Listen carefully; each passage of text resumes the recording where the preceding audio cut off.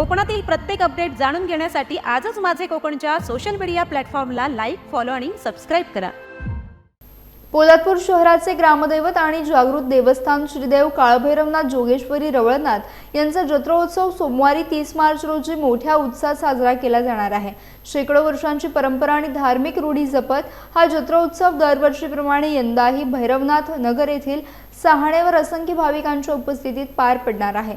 या जत्रोत्सवाचे वैशिष्ट्य म्हणजे परिसरातील विविध गावांमधून येणाऱ्या काट्या पालखींचा भव्य सहभाग। काटेतळी, सडवली, चांभारगणी, मोरगिरी, फौजारवाडी, सरी, वाकण तसेच मोरगिरी गावठाण येथील पालख्या जत्रोत्सवात सहभागी होणार असून भाविकांचा महापूर लोटण्याची शक्यता आहे। धार्मिक वातावरणात पार पडणाऱ्या या उत्सवासाठी देवस्थान समितीकडून जय्यत तयारी करण्यात आली आहे।